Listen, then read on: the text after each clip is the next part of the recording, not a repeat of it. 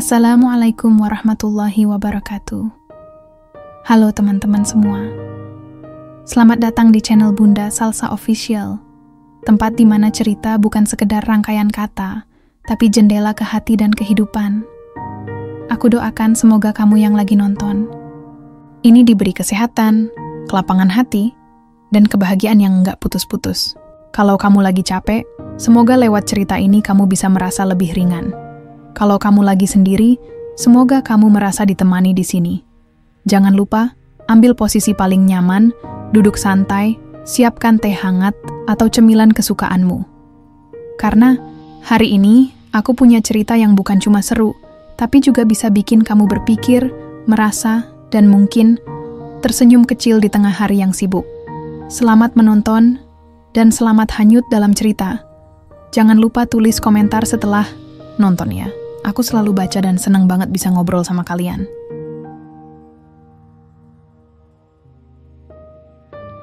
Pria muda Indonesia peternak sapi ini dinikahi janda muda bule asal Australia. Pagi di kaki Gunung Sumbing selalu menenangkan. Udara sejuk menyelimuti desa Ngadirejo, Temanggung, saat matahari baru naik separuh. Embun masih menggantung di pucuk, ilalang, dan suara sapi sesekali terdengar dari kejauhan. Yetno sudah berdiri di ladang sejak subuh. Ia adalah peternak sapi muda yang rajin, hanya berusia 27 tahun, tapi tangannya sudah kasar karena pekerjaan. Sejak kecil ia terbiasa menggiring sapi-sapi milik orang tuanya, dan kini ia mengelola sendiri ladang rumput serta belasan ekor sapi lokal yang dirawatnya seperti anak sendiri.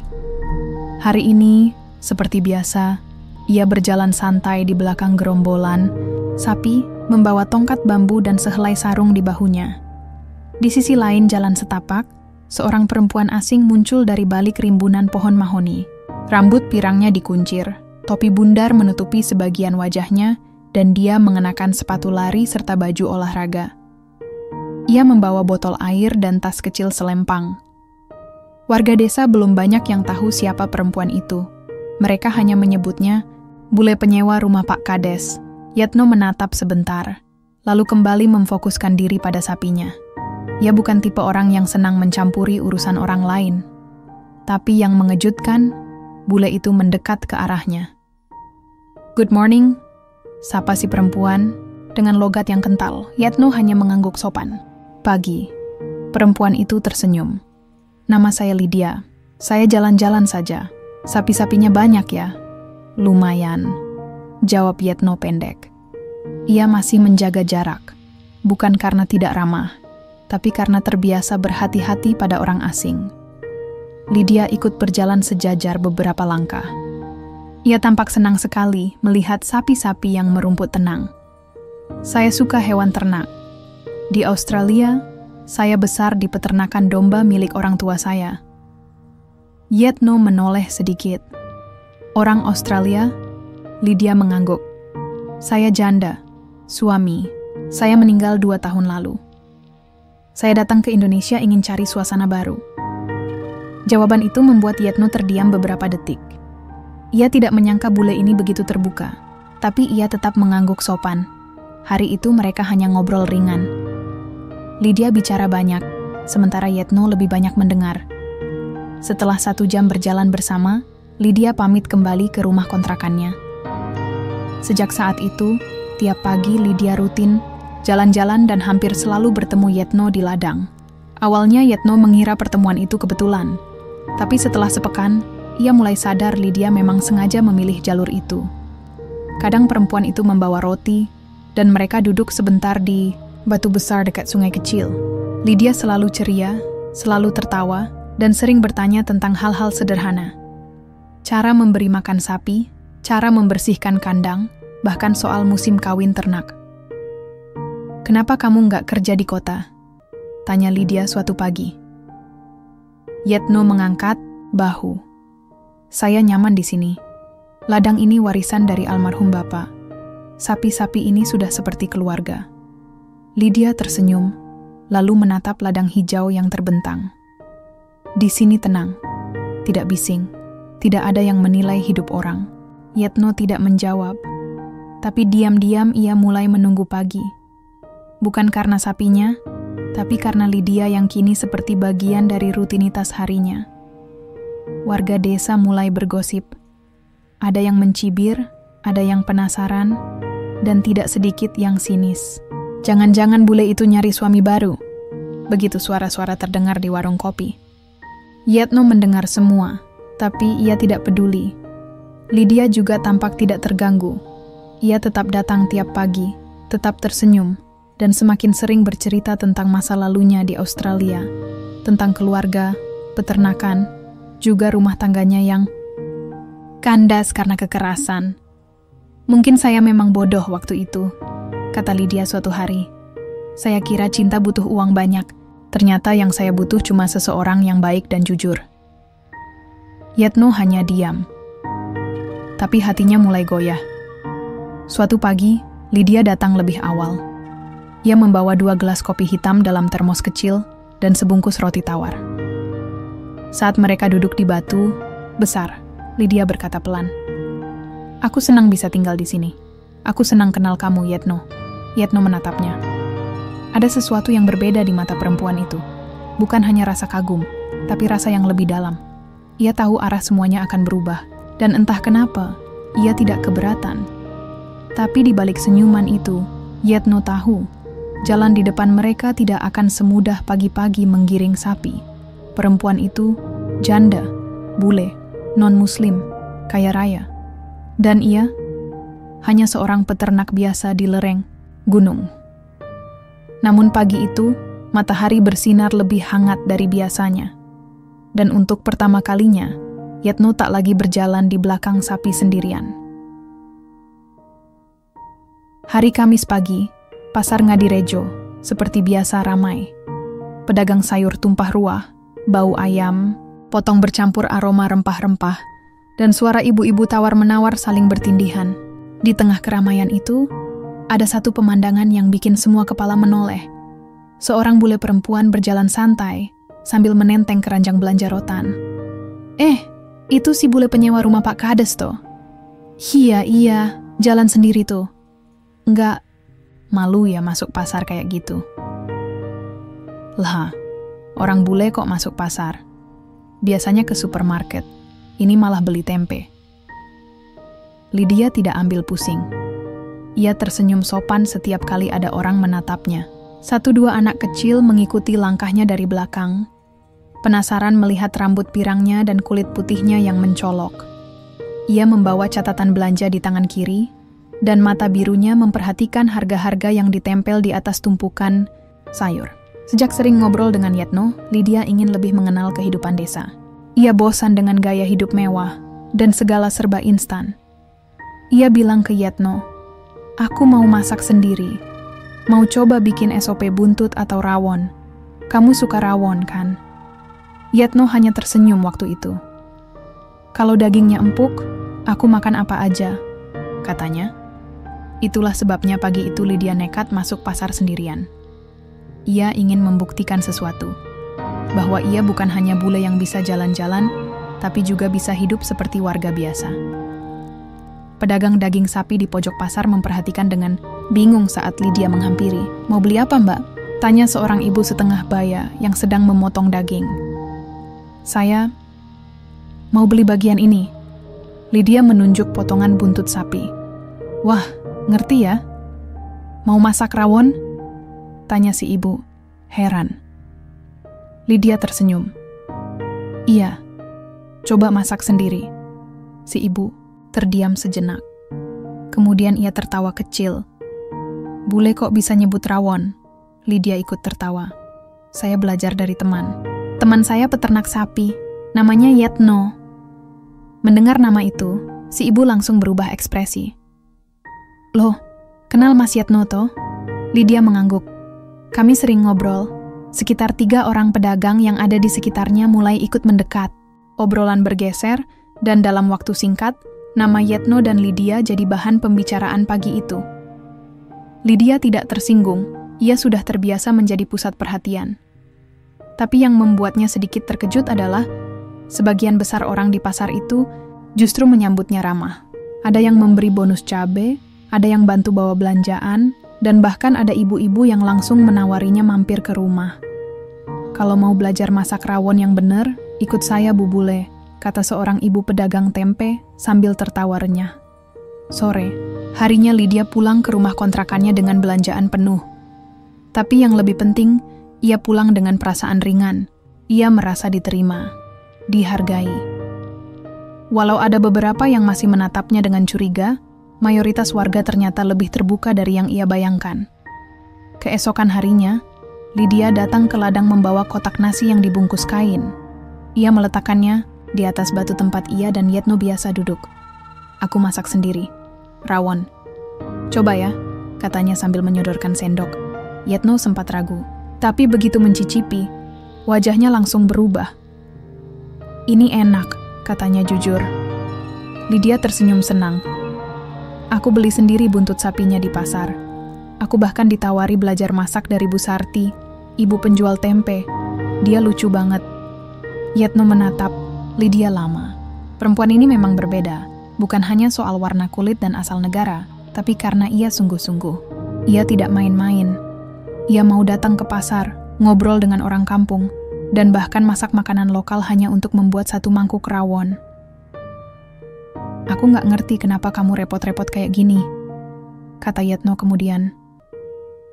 Lydia menatapnya, serius. "Karena aku ingin tahu hidup kamu. Aku ingin mengenal dunia kamu. Kalau aku cuma duduk di rumah dan belanja online, aku nggak akan pernah ngerti kenapa kamu mencintai tempat ini." Yetno terdiam. Ia tidak terbiasa melihat seseorang, apalagi perempuan asing, begitu sungguh-sungguh dalam hal yang kelihatannya sepele. Tapi kali ini, ia tak bisa menyangkal bahwa hatinya mulai berubah. Semenjak hari itu, hubungan mereka jadi lebih dekat. Warga desa yang awalnya hanya menebak-nebak, kini mulai melihat sendiri bagaimana Lydia benar-benar berusaha beradaptasi. Ia tidak lagi hanya disebut bule penyewa rumah Pak Kades, tapi mulai dipanggil dengan nama Bu Lydia. Dan meski gosip tetap ada, banyak yang mulai menerima kehadirannya. Anak-anak desa senang diajak ngobrol bahasa Inggris ringan. Ibu-ibu suka karena Lydia tidak pelit berbagi resep barat, dan juga mau belajar masakan Jawa. Sementara itu, Yetno, ia tidak pernah menyangka pagi-pagi menggembala sapi bisa membawanya bertemu seseorang yang akan mengubah hidupnya. Dan semua itu dimulai dari satu langkah kecil.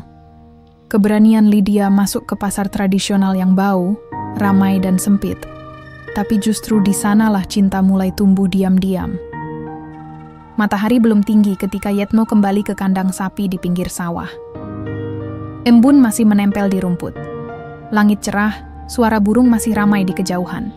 Seperti biasa, ia mulai bersih-bersih kandang, mengecek pakan, dan mengelus satu-satu sapi-sapinya. Tapi pagi itu ada satu yang berbeda. Pikirannya tidak tenang. Sudah 3 hari terakhir Lydia tidak datang ke ladang. Biasanya, perempuan bule itu muncul membawa termos kopi atau sekotak makanan. Tapi kali ini tak ada kabarnya. Yetno diam-diam merasa kehilangan. Padahal awalnya, ia pikir hanya sebatas senang punya teman ngobrol. Tapi setelah kebersamaan mereka makin intens, hati kecilnya mulai menyimpan sesuatu yang tak berani ia akui. Ia tahu Lydia perempuan asing, dari negeri jauh, mantan istri orang, dan kaya raya pula. Sementara dirinya, hanya peternak sapi biasa. Tapi tetap saja, setiap kali Lydia tertawa atau menjahilinya dengan logat Jawa yang belepotan, hatinya terasa hangat. Ia mencoba mengalihkan pikiran.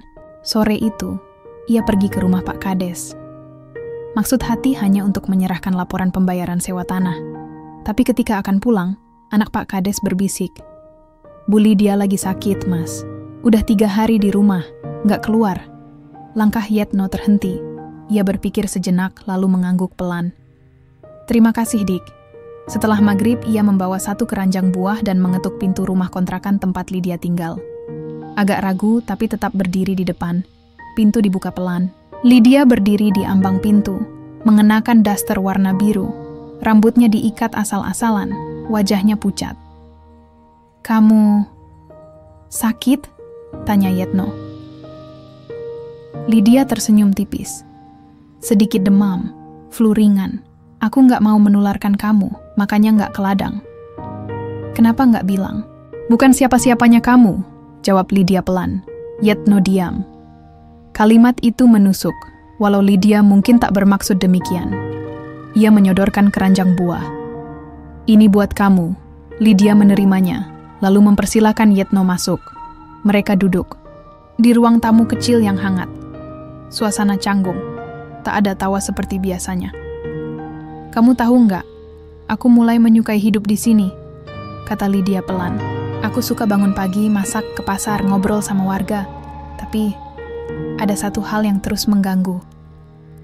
Apa? Tanya Yetno. Lydia menarik napas panjang. Aku mulai menyukai kamu.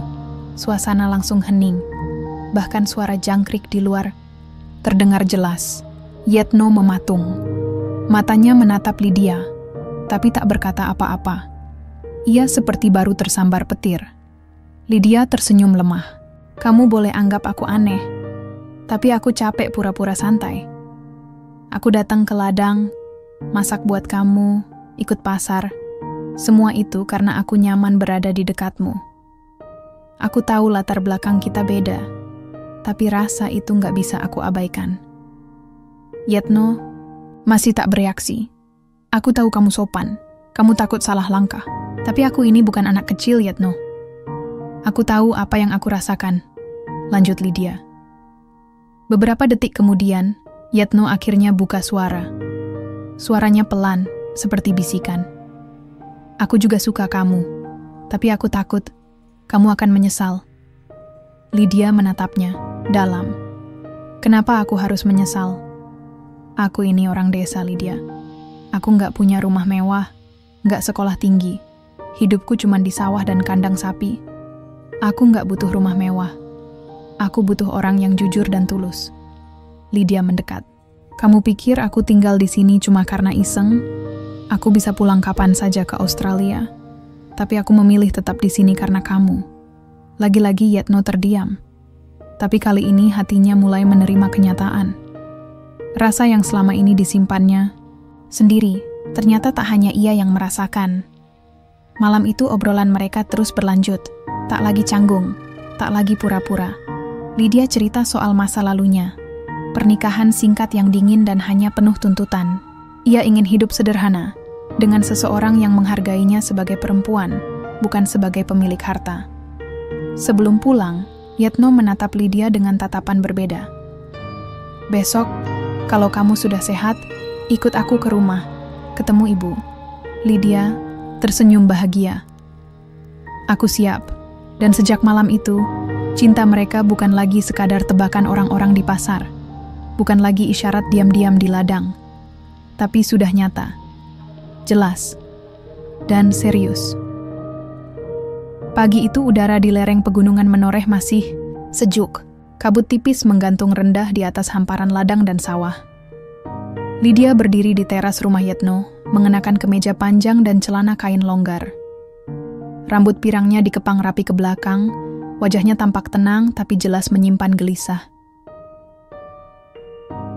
Di dalam rumah, Yetno sedang menyiapkan teh hangat untuk ibunya dan Lydia. Rumah kayu sederhana itu bersih dan hangat, tidak ada perabot mewah, hanya tikar rotan di ruang tamu, lemari kecil berisi kitab-kitab agama, dan foto almarhum ayah Yetno tergantung di dinding. Busari, ibu Yetno, menatap Lydia dari ujung mata. Matanya tajam tapi tidak menyeramkan. Lebih seperti sedang menilai, mengukur seseorang yang akan masuk dalam hidup anaknya. Lydia duduk dengan hati-hati.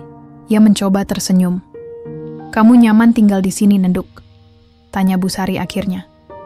Lydia mengangguk pelan. Nyaman, Bu. Saya merasa damai di sini. Kamu tahu hidup bersama anakku bukan hidup yang ringan? Dia bangun sebelum matahari, bekerja, sampai malam. Bukan tipe laki-laki yang pulang kerja pakai mobil atau ajak makan di restoran. Lydia menatap mata Busari.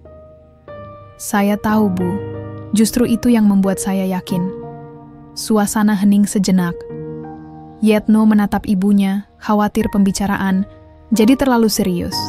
Lydia menghela napas. Bu, saya ingin bicara sesuatu yang penting. Saya ingin masuk Islam. Kata-kata itu membuat ruang tamu terasa makin sunyi.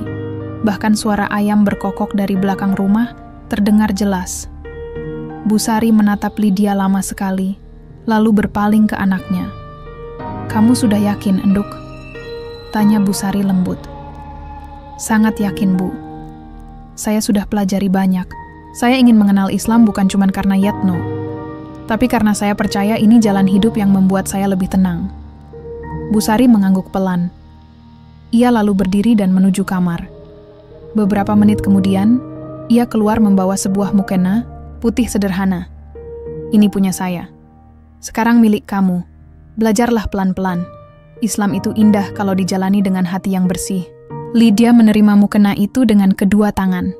Matanya berkaca-kaca. Ia tak menyangka sambutan Bu Sari sehangat itu. Ia kira akan mendapat penolakan atau minimal kecurigaan. Tapi justru yang ia dapatkan adalah penerimaan penuh ketulusan. Sejak hari itu, Lydia mulai belajar membaca Al-Quran, mempelajari wudhu, sholat, dan hukum-hukum dasar Islam. Ia sering datang ke pengajian ibu-ibu kampung. Awalnya ada yang sinis, ada yang mencibir diam-diam. Tapi Lydia tak peduli. Ia tetap datang dengan senyum dan membawa makanan kecil. Lama-lama, ibu-ibu itu mulai terbuka dan bahkan mengajarinya dengan sabar. Satu sore, saat sedang belajar sholat, di masjid kecil kampung seorang anak kecil mendekatinya. "Tante Lydia sekarang udah Islam ya?" Lydia tersenyum. "Iya, sekarang namaku Nurlaila Lydia." Anak itu mengangguk polos. "Nanti kalau hari raya, ikut takbiran juga?" "Pasti," jawab Lydia mantap. Dan benar saja. Hari-hari Lydia makin dekat dengan kehidupan warga. Ia mulai ikut ke sawah, membantu masak di dapur umum, ikut gotong royong bersih desa, dan bahkan belajar membuat sambal terasi, sesuatu yang awalnya membuat perutnya mulas. Hubungannya dengan Yetno makin erat, tapi keduanya sepakat tidak buru-buru. Mereka tahu jalan yang sedang dilalui bukan soal cinta semata, tapi tentang dua budaya, dua keyakinan, dan dua kehidupan yang berusaha menjadi satu. Lydia ingin memastikan semua dilakukan dengan kesungguhan. Suatu malam, setelah sholat Isya, Lydia duduk bersama Yetno di pinggir kandang sapi. "Kamu yakin, Lydia? Semua ini bukan karena euforia atau pengaruh sesaat?" Lydia menatap langit yang dipenuhi bintang. "Justru karena aku sudah melewati banyak dalam hidup, aku tahu mana yang tulus dan mana yang palsu. Aku merasa dekat dengan Tuhan di sini, dengan cara yang sederhana. Dan aku ingin menjalani hidup ini bersamamu, di sini, di tempat ini."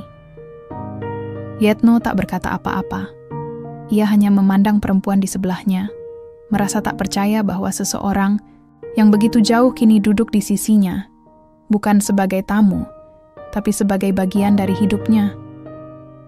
Dan malam itu, ketika angin berhembus pelan di antara batang jagung dan bunyi jangkrik bersahutan, keduanya tahu bahwa jalan mereka sudah jelas.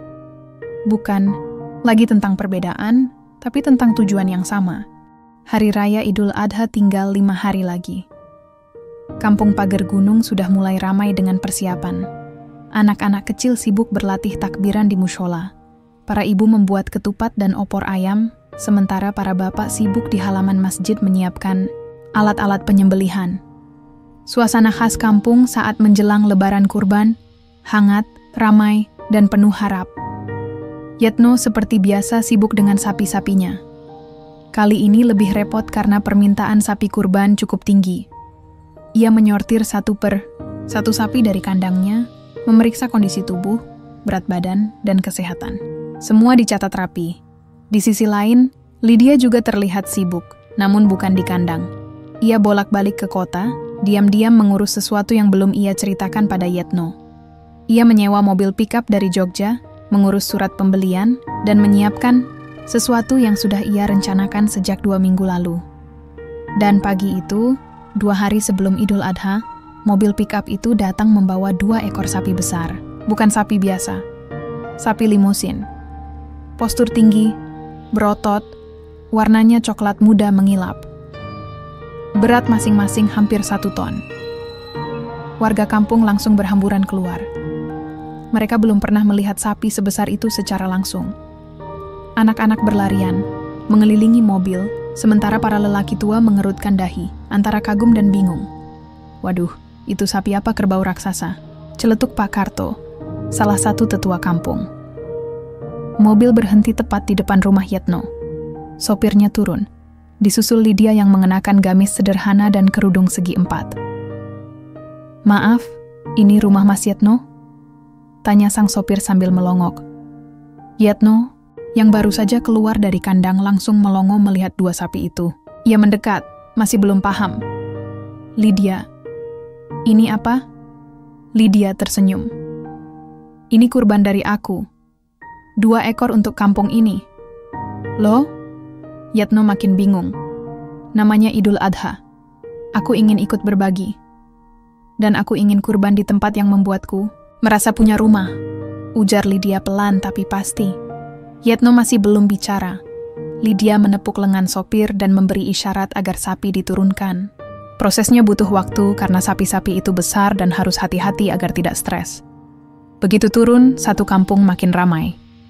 Beberapa warga langsung menelpon saudara mereka, menyebar berita bahwa ada bule bawa sapi limusin buat kurban. Bu, Sari berdiri di depan rumah.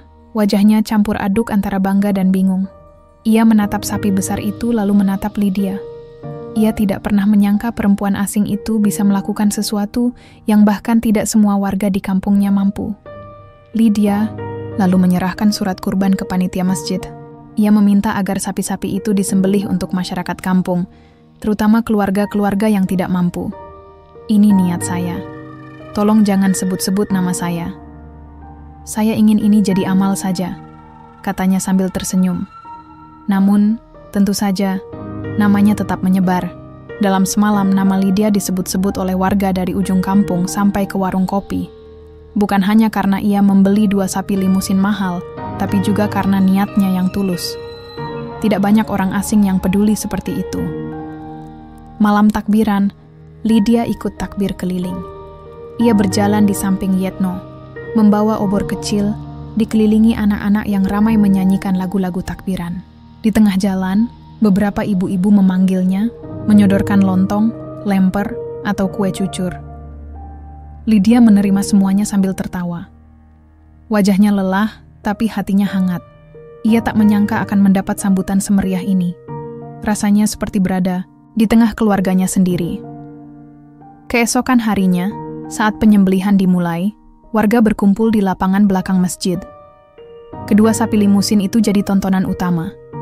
Tukang jagal sampai mendatangkan alat khusus untuk proses penyembelihan. Yetno berdiri di samping Lydia, memperhatikan jalannya proses dengan tenang. Ia tidak banyak bicara, hanya sesekali menoleh ke arah Lydia dan tersenyum kecil. Setelah daging dibagi dan dibawa ke rumah-rumah, banyak warga datang langsung mengucapkan terima kasih pada Lydia. Bahkan beberapa orang tua yang tadinya ragu padanya, kini mencium tangan Lydia seperti keluarga sendiri. Hari itu Lydia tahu bahwa ia sudah menjadi bagian dari kampung Pagar Gunung. Bukan sebagai tamu, bukan sebagai bule asing, tapi sebagai seseorang yang benar-benar diterima. Dan di malam hari, saat kampung mulai tenang dan suara jangkrik kembali mendominasi, Lydia memberanikan diri berkata pada Yetno, "Mas, aku ingin melamar kamu." Yetno menoleh perlahan, tak yakin dengan apa yang ia dengar. Lydia menatap lurus ke matanya. "Aku ingin jadi istrimu. Aku tahu biasanya laki-laki yang melamar.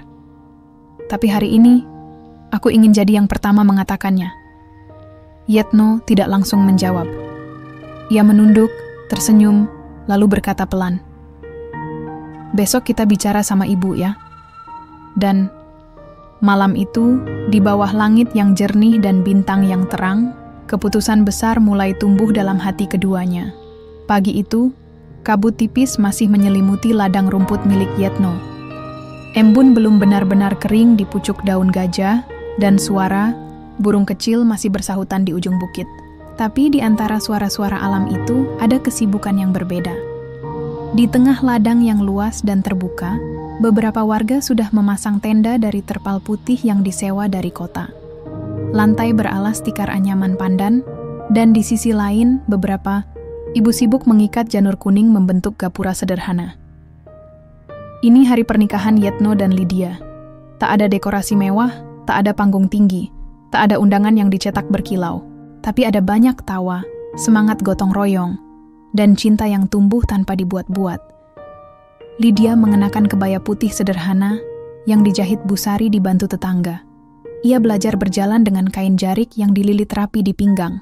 Sementara, di atas kepalanya, rambutnya disanggul setengah, dihiasi melati sumbangan dari kebun warga. Wajahnya polos tanpa riasan tebal, hanya bedak tipis dan senyum bahagia yang membuatnya terlihat lebih bersinar dari biasanya. Yetno memakai beskap coklat muda, celana batik panjang, dan ikat kepala lurik. Ia tampak gugup, tapi tetap berusaha, tenang. Sesekali ia mengusap telapak tangan ke celana, menahan rasa dingin yang aneh di ujung jari. Akad nikah dimulai tepat pukul 9 pagi. Di bawah langit biru yang cerah, Pak Kiai duduk bersila di depan meja kecil yang ditutupi kain putih. Di sisi kanan Yetno duduk, didampingi ibunya. Di sisi kiri, Lydia didampingi oleh seorang saksi dari keluarga angkatnya di kota. Mas Yetno bin Sutarman, saya nikahkan engkau dengan Lydia binti Robert, dengan mas kawin seperangkat alat salat dan cincin emas 10 gram, dibayar tunai. Suasana mendadak hening. Yetno mengangguk. Saya terima nikahnya Lydia binti Robert dengan mas kawin tersebut, dibayar tunai. Semua orang yang hadir langsung mengucap, sah, serempak. Wajah Lydia langsung bersinar. Ia menunduk, lalu tersenyum, sambil memegang tangan Bu Sari yang duduk di sampingnya. Tak ada musik pengiring. Yang ada hanya suara angin pelan yang meniup pucuk ilalang dan doa-doa yang lirih dari para tamu. Setelah akad selesai, makanan yang disiapkan warga dibagikan. Nasi liwet, ayam bakar kampung, urap sayur, dan sambal terasi. Semua disajikan di atas daun pisang panjang yang dibentangkan bersama di tengah tikar. Anak-anak duduk bersila, para bapak duduk berselingan dengan ibu-ibu. Lydia duduk berdampingan dengan Yetno, makan dengan tangan langsung seperti warga lain.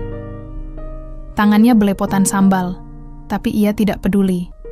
Ia tertawa melihat Yetno kepedasan, karena sambal buatan Bu Minah yang terkenal pedasnya. Warga satu kampung hadir. Tak ada yang absen. Bahkan Pak Lurah dan istrinya datang membawa kado berupa cangkul dan alat semprot pupuk, hadiah khas kampung yang justru membuat Yetno tertawa.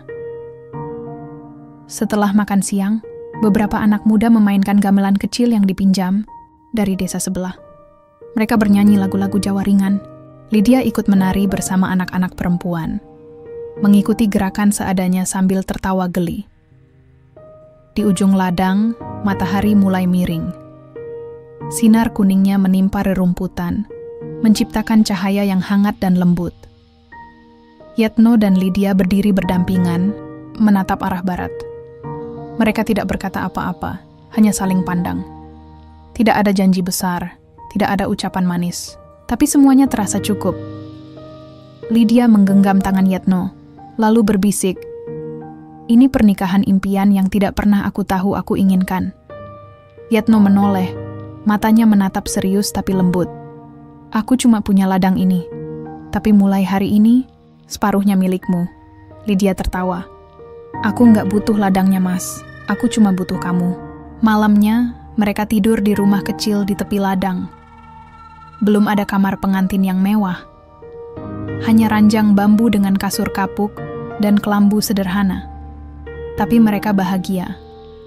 Tidak ada yang lebih mereka inginkan. Keesokan harinya, Lydia mulai mencatat rencana besar. Ia menyusun ide membuka bisnis daging sapi. Ia belajar dari Yetno cara merawat sapi, lalu mencatat kebutuhan pasar, membuat skema distribusi, dan menghitung semua kemungkinan. Ia bahkan mulai menghubungi temannya di Australia untuk mencari peluang ekspor. Tapi hari itu, ia menutup semua catatannya lebih cepat. Ia ingin menghabiskan sore duduk di bawah pohon randu besar, minum teh tubruk bareng Yetno, sambil menatap sapi-sapi yang merumput. Karena bagi mereka kesuksesan tidak dimulai dari angka, tapi dari ladang, kepercayaan, dan cinta yang tulus. Pagi di rumah kecil Yetno dan Lydia selalu dimulai dengan hal sederhana. Aroma nasi hangat dari dandang, suara sapi di kandang, dan gemericik air sumur yang ditimba Lydia sendiri. Tapi pagi itu, ada satu suara tambahan. Derit kursi kayu yang terus digeser, karena Lydia sibuk menulis di meja makan. "Ini harus dicoba, Mas," katanya sambil menunjuk sketsa kasar di kertas. "Kita bukan cuma bisa jual sapi hidup, tapi dagingnya juga. Dipotong rapi, dikemas, dan dijual segar." Yetno hanya mengangguk, belum sepenuhnya paham. Ia lebih fasih soal rumput gajah, vitamin ternak, atau cara mengurut perut sapi yang kembung. Tapi ia percaya Lydia. Sejak awal, wanita itu bukan tipe yang bicara kosong. Dapur mereka sempit, tapi Lydia menjadikannya ruang eksperimen. Ia mulai mengolah daging sapi dari satu ekor yang baru dipotong untuk acara kenduri di rumah tetangga. Ia belajar cara memotong daging yang benar dari internet, mencatat mana bagian khas dalam, mana bagian sandung lamur. Ia bungkus daging-daging itu dengan plastik bening, diberi label tulisan tangan sederhana. Daging segar peternakan Lydia and Yetno. Ia ajak Yetno berkeliling kampung, menawarkan daging ke warung-warung. Beberapa menolak dengan sopan, tapi beberapa menerima karena mereka tahu daging dari peternakan Yetno selalu sehat dan segar. Dari sana, mulailah titik baliknya. Mereka jual 10 bungkus di minggu pertama, 20 di minggu berikutnya. Kemudian ada seorang pemilik warung sate dari kota yang datang langsung ke rumah, memesan rutin setiap pekan. Lydia tidak berhenti di situ. Ia mulai belajar tentang izin usaha, standar kebersihan, dan peralatan pengemasan. Ia tahu kalau ingin naik kelas, semua harus resmi dan bersih. Ia bahkan menggunakan sebagian tabungannya untuk membeli freezer besar dan mesin vakum kemasan. "Mas, aku mau bangun rumah, pemotongan kecil di sebelah kandang, nggak besar. Tapi cukup untuk proses potong dan kemas. Ini syarat kalau kita mau dapat izin edar resmi," ucap Lydia suatu malam sambil menunjukkan sketsa bangunan di kertas bekas kalender. Yetno mengangguk. Ia tidak banyak bicara, tapi matanya selalu mendukung. Ia mulai menambah jumlah sapi, membeli 2 anakan betina dari pasar hewan, dengan uang hasil penjualan daging pekan lalu. Ia juga mulai menata ulang kandang agar lebih bersih dan nyaman. Bisnis kecil mereka tumbuh cepat. Warga desa mulai ikut membantu. Pak Darto, tetangga yang biasanya kerja serabutan, diminta jadi tukang potong. Bu Minah, janda tua yang biasanya jual gorengan, diminta bantu menimbang dan mengemas. Mereka diberi upah harian yang layak, tidak besar tapi cukup untuk kebutuhan.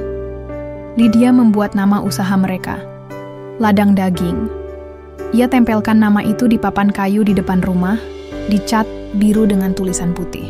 Sederhana tapi cukup mencolok. Ia mulai membuka akun media sosial, mengunggah foto sapi-sapi mereka, cara pengemasan, testimoni pembeli, dan sesekali video pendek saat Yetno memberi makan sapi sambil melucu. Ternyata banyak orang tertarik.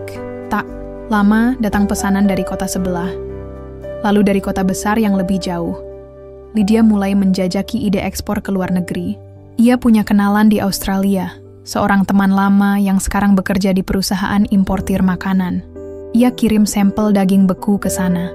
Setelah proses panjang, email balasan itu datang. "Mereka suka kualitasnya, Mas," teriak Lydia sambil melompat kecil. "Kita bisa kirim rutin, tiap bulan, asal volume stabil dan kualitas tetap bagus."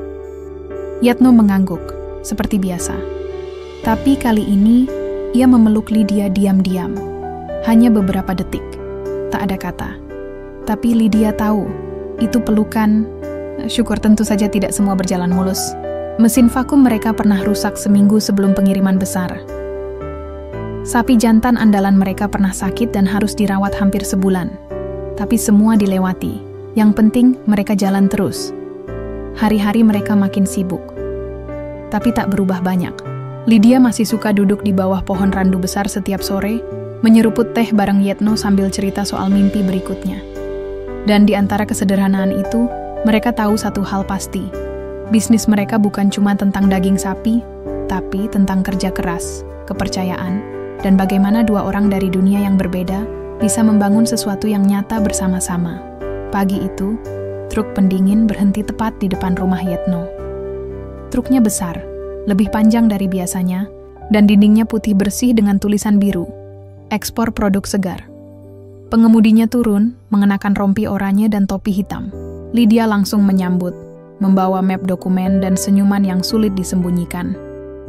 "Ini dia, Mas," ucap Lydia pelan sambil menoleh ke Yetno. "Hari pertama kita kirim daging ke luar negeri." Yetno tidak langsung menjawab. Ia hanya berdiri di dekat kandang, melihat proses pengangkutan. Beberapa peti berisi daging sapi beku sudah tersusun rapi. Semua dibungkus plastik vakum, diberi label, dan disusun dalam kotak styrofoam besar. Di bagian atas tiap kotak, ada stiker bendera Indonesia dan Australia berdampingan. Lydia memeriksa satu persatu. Ia tidak mau ada kesalahan. Semua sudah sesuai standar, suhu terjaga, berat sesuai, dokumen lengkap, dan peti tertutup rapat. Ia menyodorkan dokumen tanda terima ke sopir, lalu berjabat tangan. Setelah itu, truk perlahan meninggalkan halaman rumah mereka yang sempit, tapi sekarang terasa seperti kantor besar. "Mas, kita benar-benar ngirim daging ke luar negeri. Dari sini, dari desa kecil ini," ucap Lydia lirih. Yetno tersenyum kecil. Ia tidak banyak bicara, tapi sejak pagi matanya tidak lepas dari truk itu. Saat kendaraan itu hilang di tikungan jalan menuju kota, ia duduk di bawah pohon randu, mengambil segelas teh, dan menghela napas panjang. Di kampung, kabar ekspor itu menyebar seperti api. Anak-anak muda datang ke rumah mereka, bukan lagi sekadar mencari kerja harian. Mereka ingin tahu lebih banyak, ingin belajar. Ada Wawan, pemuda lulusan SMA yang dulu kerja serabutan, sekarang ikut bantu urusan pencatatan stok. Ada Lina, gadis, muda yang belajar cara kemas daging dan urus media sosial. Bahkan Pak Lurah sempat datang dan bilang, "Kalian bikin kampung kita terkenal, Yetno." Lydia memanfaatkan momentum itu. Ia minta izin ke balai desa, menyulap gudang tua jadi tempat pelatihan kecil. Ia ajak pemuda-pemudi sekitar belajar dasar pengolahan daging, manajemen usaha kecil, dan teknik pemasaran digital. Beberapa minggu kemudian, muncul usaha-usaha baru. Telur ayam kampung dalam kemasan bersih, keripik singkong dari kebun sendiri, bahkan kopi kemasan kecil dari ladang milik Pak Rahmat. Kampung itu perlahan berubah. Dari tempat yang dulu sepi, kini mulai ramai oleh aktivitas. Bukan ramai karena acara dangdutan atau pasar malam, tapi karena semangat kerja. Namun, di balik keberhasilan itu, ada tantangan juga. Hari-hari Lydia makin padat. Telepon berdering terus, email harus dibalas, label produk harus dicek ulang. Sementara, Yetno harus tetap urus kandang, mengawasi sapi, dan menjaga kualitas ternak. Keduanya seringkali hanya bisa duduk bersama saat malam. Itu pun kadang sambil masing-masing masih sibuk. Suatu malam, saat anak-anak muda selesai pelatihan dan halaman, rumah sudah sepi, Lydia duduk diam di dapur. Tangannya masih memegang ponsel, tapi matanya lelah. "Mas," katanya pelan, "kita ini lagi lari cepat, tapi jangan sampai lupa kenapa kita mulai." Yetno mengangguk. Ia tahu maksud Lydia. Di tengah semua keberhasilan ini, mereka ingin tetap sederhana. Tidak mau berubah jadi orang yang lupa daratan. Besoknya, mereka berdua sepakat mengambil hari libur. Mereka pergi ke ladang belakang, membawa tikar, nasi bungkus, dan teh manis. Duduk di bawah pohon, hanya berdua, tanpa ponsel, tanpa suara bising. "Ini rumah kita, Mas, bukan temboknya, tapi semua yang kita bangun bareng," kata Lydia sambil menyandarkan kepala ke pundak suaminya. Kiriman ke luar negeri itu terus berjalan tiap bulan. Jumlahnya bertambah. Pelanggan pun makin luas. Tapi yang paling membahagiakan bukan cuma angka-angka di laporan, melainkan ketika warga desa, satu persatu, bisa hidup lebih layak. Ketika anak-anak muda tidak lagi bermimpi harus pergi jauh ke kota, karena di kampung pun bisa sukses. Dan yang paling penting, Yetno dan Lydia tetap jadi mereka yang dulu. Tetap bangun subuh, tetap kasih makan sapi dengan tangan sendiri, tetap duduk di bawah pohon randu, minum teh, dan bicara soal masa depan. Karena mereka tahu, dari tanah ini, mereka bisa menjangkau dunia. Raka dan Naila tumbuh tanpa tahu betul seberapa besar bisnis yang orang tuanya bangun. Yang mereka tahu, pagi-pagi ayah selalu ke kandang sapi, dan ibu sering duduk lama di depan laptop, kadang sampai malam. Tapi meski sibuk, ayah dan ibu tidak pernah lupa menjemput mereka pulang sekolah atau sekadar menemani makan siang sambil tanya kabar. Raka, si sulung, punya ketertarikan besar pada ternak. Saat liburan sekolah, ia lebih sering ikut Yetno ke kandang daripada main gadget. Ia perhatikan betul cara ayahnya mengenali sapi yang sehat, cara memilih pakan, sampai cara menimbang dan mencatat pertumbuhan. Umurnya baru 14 tahun, tapi ia sudah bisa membedakan jenis sapi hanya dari bentuk kepala dan warna bulunya. Nanti Raka mau kuliah di mana? Tanya Lydia suatu malam saat mereka makan malam bersama. Fakultas Peternakan, Bu. Di Jogja. Jawabnya mantap. Yetno menoleh, matanya terlihat bangga. Ayah dulu bahkan gak tahu ada yang namanya Fakultas Peternakan waktu seumur kamu. Sementara itu, Naila, adiknya yang berusia 12 tahun, punya ketertarikan yang berbeda. Ia suka duduk di samping Lydia saat ibunya sedang rapat daring atau mengurus dokumen ekspor. Bahkan Naila sudah bisa membuat desain label produk dengan aplikasi di laptop. Lebih bagus kalau tulisannya begini, Bu, katanya sambil menunjukkan hasil desain barunya. Warnanya lebih segar, dengan gambar sapi tersenyum. Lydia tidak pernah memaksa anak-anaknya memilih jalan yang sama. Tapi ia dan Yetno sepakat, yang penting anak-anak tahu nilai dari kerja keras. Kita kasih mereka ladang, tapi biar mereka pilih mau tanam apa, kata Lydia suatu malam, saat anak-anak sudah tidur. Ketika Raka berusia 15 tahun, ia diminta ikut ke pameran pertanian di Jakarta. Itu kali pertama ia naik pesawat dan mengenakan batik sebagai perwakilan dari desa. Ia tidak banyak bicara, tapi semua orang yang bertemu dengannya kagum. Anak muda, hafal soal pola pertumbuhan sapi, bisa menjelaskan soal gizi, bahkan tahu tentang tren pasar ekspor. Anakmu luar biasa, kata salah satu pejabat dari kementerian. Jarang anak muda mau belajar dari kandang, bukan dari Google saja. Lydia hanya tersenyum. Ia tahu, anak itu mewarisi kesabaran dan tekad suaminya. Sementara Naila mulai mengembangkan akun media sosial untuk usaha keluarga. Ia buat video pendek cara mengemas daging, cerita tentang keseharian di kandang, dan testimoni pembeli. Pengikutnya naik drastis. Bahkan ada produsen makanan dari Korea yang tertarik setelah melihat unggahan Naila. Bu, kalau nanti Naila mau sekolah ke luar negeri, boleh ya? Tanya Naila suatu sore. Boleh, jawab Lydia. Asal pulangnya jangan cuma buat liburan. Pulang karena kamu tahu tempatmu di sini. Hari-hari mereka tetap berjalan seperti biasa. Pagi bangun, sholat, sarapan, dan masing-masing menjalankan peran. Kadang sibuk, kadang ada kendala pengiriman. Tapi tidak ada yang berubah dari cara mereka menjaga satu sama lain. Rumah itu masih sederhana, tidak ada pagar tinggi, tidak ada satpam. Tetap dengan bau rumput kering dan suara sapi meringkik di pagi hari. Malam hari, mereka sering duduk di teras bersama, melihat bintang. Raka bicara soal rencananya membuat peternakan ramah lingkungan. Naila bicara soal impiannya membuat produk dengan merek sendiri. Dan Lydia serta Yetno hanya mendengarkan, sesekali menimpali. Tapi lebih sering membiarkan anak-anak mereka bermimpi. Karena, buat mereka berdua, itu jauh lebih penting daripada omzet atau angka ekspor. Anak-anak yang tumbuh dengan pilihan, yang tahu arah sendiri, tapi tetap mengingat dari mana mereka berasal. Dan malam itu, saat semua lampu padam dan suara jangkrik terdengar nyaring, Yetno berkata, pelan, kita nggak usah takut tua, Lid, karena kita udah punya masa depan yang baik. Lydia mengangguk, kita udah bangun rumah, sekarang waktunya ngebuka pintu buat anak-anak melangkah keluar. Bisnis daging sapi yang dibangun Lydia dan Yetno telah mencapai titik stabil. Dari ladang sapi sederhana di desa kecil, kini produknya sudah menembus pasar nasional bahkan internasional.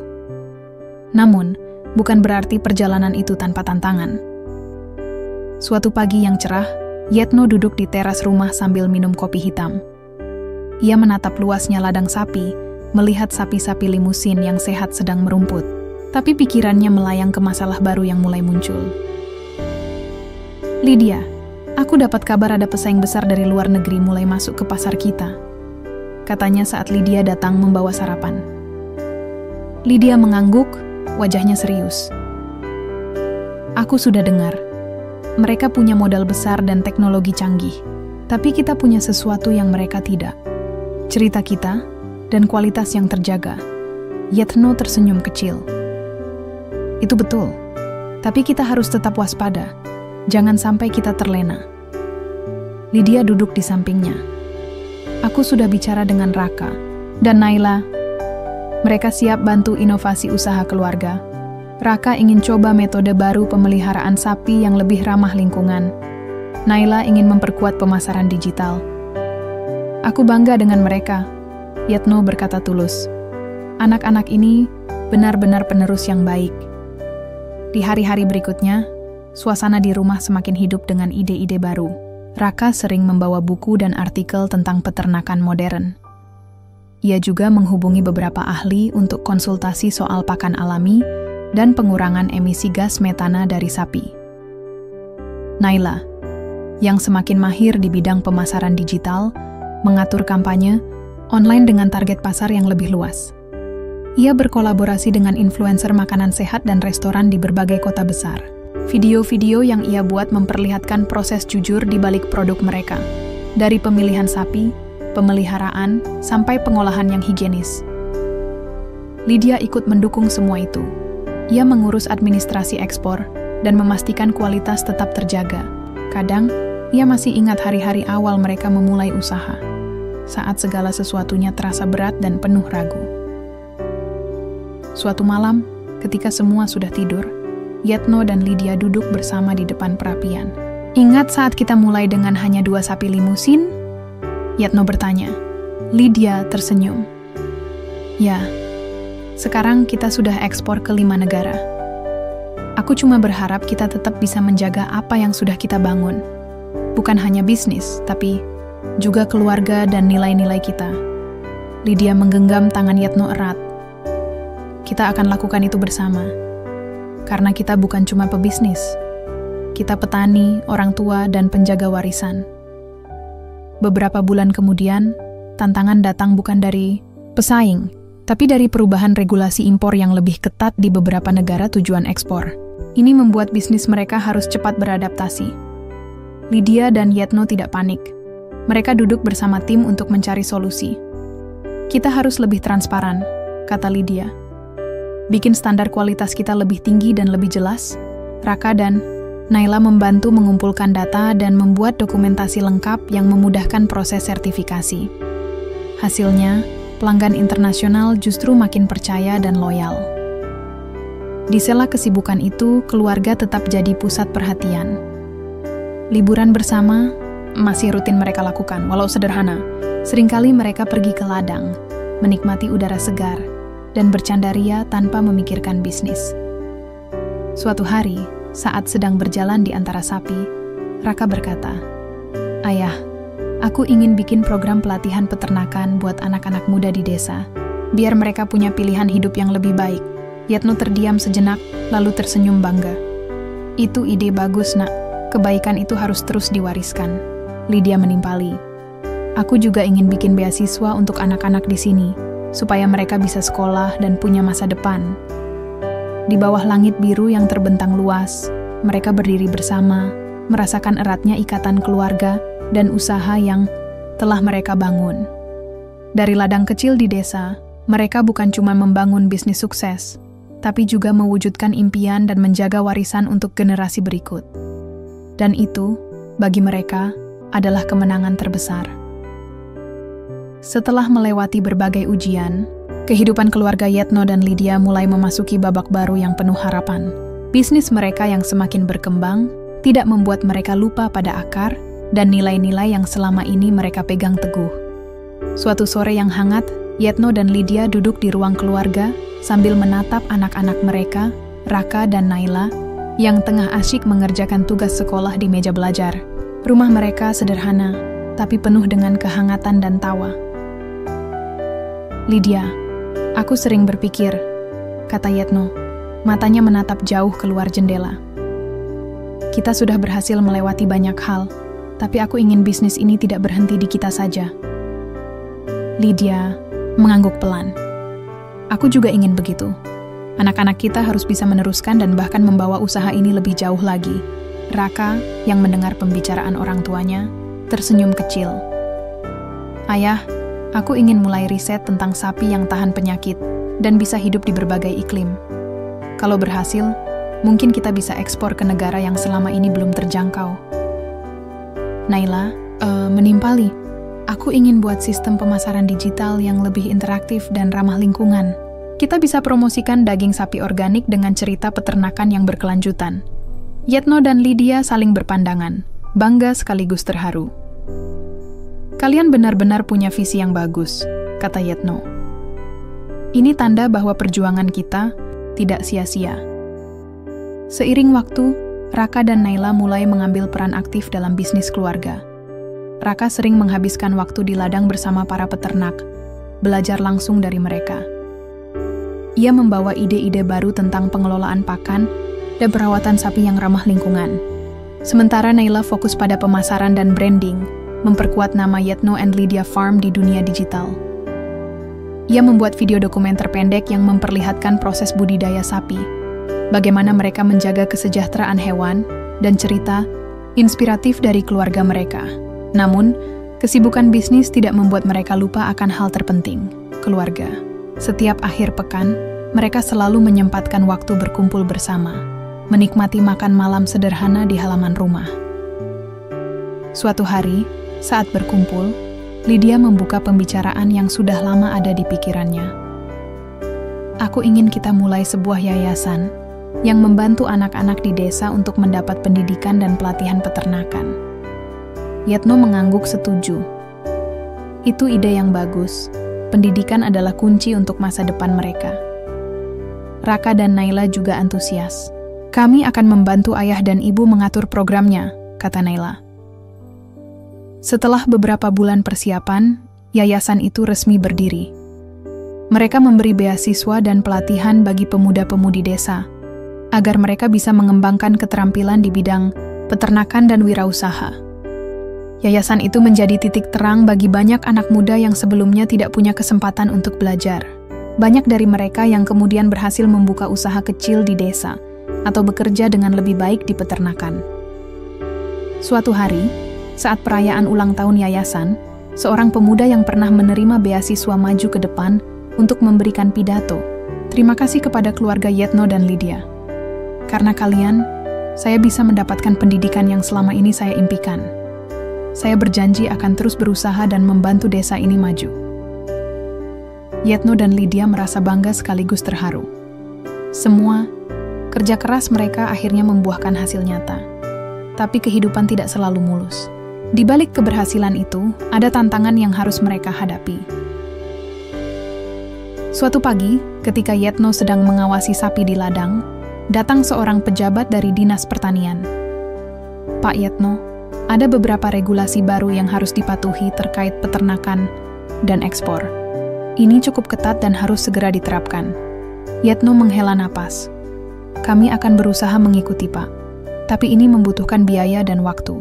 Lydia pun segera turun tangan, mengatur segala kebutuhan administratif dan keuangan, agar bisnis tetap berjalan lancar.